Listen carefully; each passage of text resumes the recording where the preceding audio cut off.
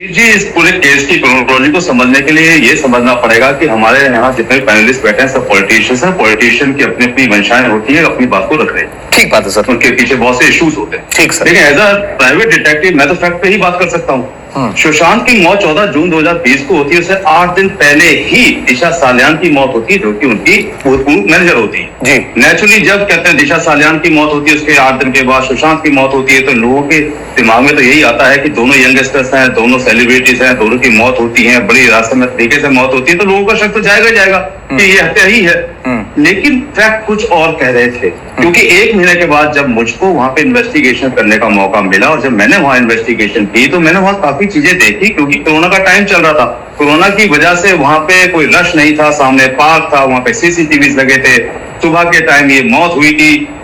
उसमें सबसे बड़ी बात जो हैरान करने वाली ये थी कि वहां पे उस घर के अंदर 4 लोग उपस्थित थे और चारों के चारों लोग में से उसके कोई नीरज था नौकर, और उसका कहते हैं कुक था, केशव दोस्त सिद्धार्थ पिठानी था, कोई कहते हैं हाउसकीपर था। ये सबकी कॉमन इंटेंशन होनी चाहिए थी कहते सुशांत को मारने की, और ये पॉसिबल नहीं है। ये पॉसिबल नहीं है, ये फैक्ट कह रहे थे। सुबह का टाइम था, 10-11 बजे वो अपने रूम में जाते हैं, जूस का गिलास लेके जाते हैं। ये स्टेटमेंट में आता है और स्टेटमेंट के अकॉर्डिंग ये पोस्टमार्टम में भी आता है कि सुशांत की बॉडी के अंदर जूस था। तो ये सारी की सारी जो स्टेटमेंट थी और ये सारी की सारी जो कहते हैं चीजें थी, साफ क्लियर कर रही थी कि ये सुसाइड है, ये हत्या नहीं है।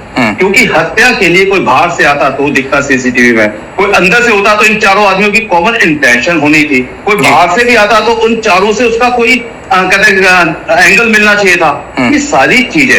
लेकिन एक यंगस्टर की, सेलिब्रिटी की मौत हुई थी, उसके फैन फॉलोवर सब यंगस्टर थे, किसी के कोई बात हजम ही नहीं हो रही थी कि इतना कहते यंगस्टर, इतना तेजी से बढ़ता हुआ इंसान, एक कलाकार सुसाइड कर सकता है। जी। देखिए, सुसाइड बहुत सी वजह है। हाँ। सुसाइड ऐसा नहीं है कि कहते कभी एक वजह होगी इसकी वजह से सुसाइड किया जाएगा। उस वक्त कोरोना चल रहा था, रिया उनकी सबसे अच्छी दोस्त थी जो उनको छोड़कर चली गई थी।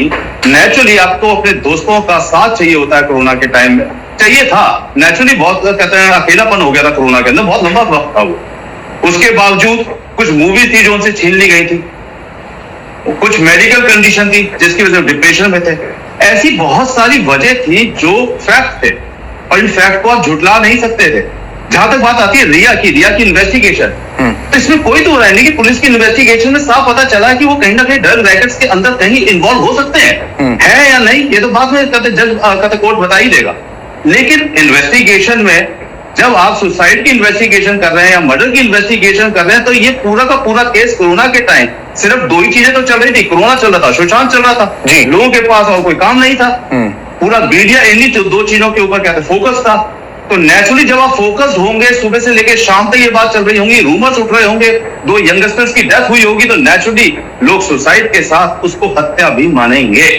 लेकिन जब आज 4 साल 6 महीने के बाद पुलिस ने क्लियर कर दिया, सीबीआई ने क्लियर कर दिया कि कोई भी ऐसा या ऐसी चीज नहीं मिली जिसके बिहार पे ये कहा जा सके कि ये हत्या हो सकती है। लेकिन संजीव देशवाल जी, एक आरोप है और वो आरोप ये है कि साहब सबूत मिटा दिए गए।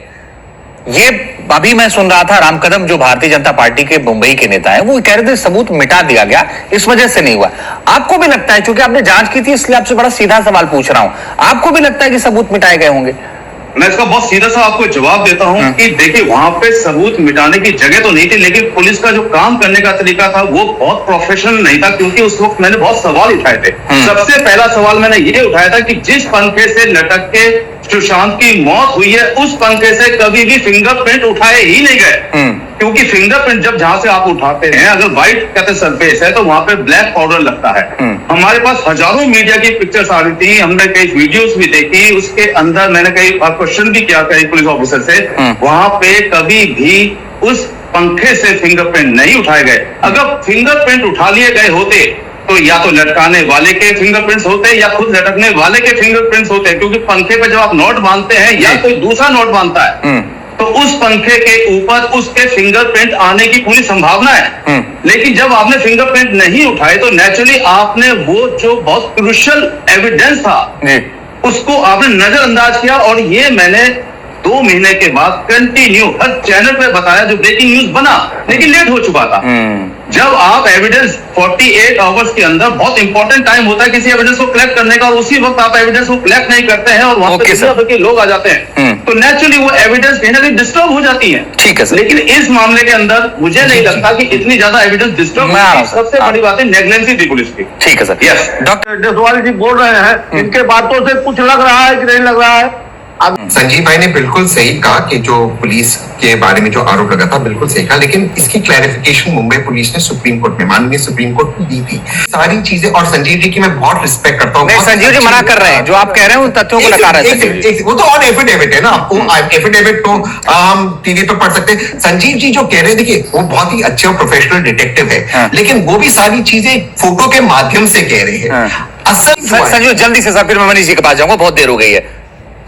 समझनी होगी, पंखे की जब हम बात करते हैं, पंखा के ऊपर से फिंगरप्रिंट एक क्रूशियल पॉइंट था। अगर वो नहीं उठाया गया तो वो इतना भी इंपॉर्टेंट नहीं था कि उससे हमारा कहते हैं जो सुसाइड और हत्या की केस को हम कहते क्लियर ना कर पाए। लेकिन इसमें भी कोई दो राय नहीं कि ये पुलिस की नेग्लिजेंसी थी। और ये जो सर बोल रहे हैं पूनावाला जी की, कहते हैं वहां पे ये इसको केस को कहते हैं जो स्टडी है केस की, कहते हैं मटेरियल उसको इकट्ठा कर लिया गया था। नहीं सर, वहां पे जो केस मटेरियल इकट्ठा किया गया था उसमें पंखे को तब तक नहीं उतारा गया था। मैं 1 महीने के बाद इन्वेस्टिगेशन पर ऑफिशियली गया हूं। मैंने अंदर भी इन्वेस्टिगेशन किए, बाहर भी इन्वेस्टिगेशन किए सर। मैंने ऑफिशियली इन्वेस्टिगेशन किया और एक से 2 महीने के बाद मैंने बोल दिया था कि ये सुसाइड का ही केस है, प्रामा फेसिया। लेकिन उस वक्त मुझे लगता था ये अबेटमेंट ऑफ सुसाइड का केस है। ठीक है सर, ठीक है। संजीव देशवाल जी, मेरा आखिरी सवाल अब आपसे है।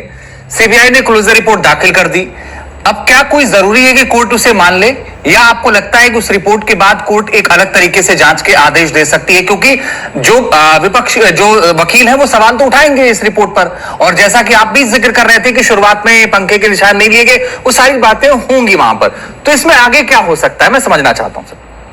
देखिए, इसमें कोई दो राय नहीं है कि कोर्ट को तो मानना पड़ेगा जब सीबीआई ने अपनी क्लोजर रिपोर्ट लगाती है। लेकिन उसके बावजूद अगर फैमिली मेंबर्स आगे आते हैं और कुछ कहते हैं क्रूशियल पॉइंट्स उठाते हैं तो उसके बाद इन्वेस्टिगेशन ओपन की जा सकती है।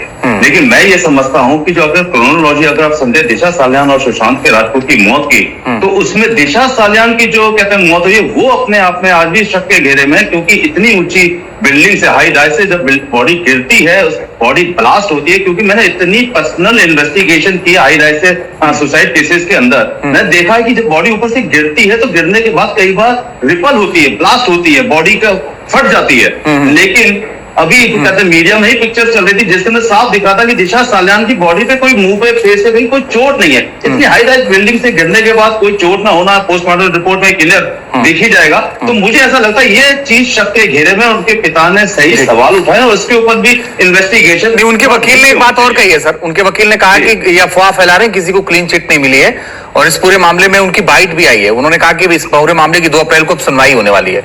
तो क्या ये माना जाए कि फिर से जांच हो सकती है इस पूरे मामले में? बिल्कुल जांच हो सकती है, क्योंकि इसमें कोई दो राय नहीं कि इसमें ऐसे बहुत सारे पॉइंट है जिसके ऊपर सवाल उठाए जा सकते हैं, और उनके कहते हैं जो भी फैमिली मेंबर्स होंगे, हो सकता है वो आगे आके उठाएं सवालों को। चलिए, बहुत बहुत शुक्रिया आप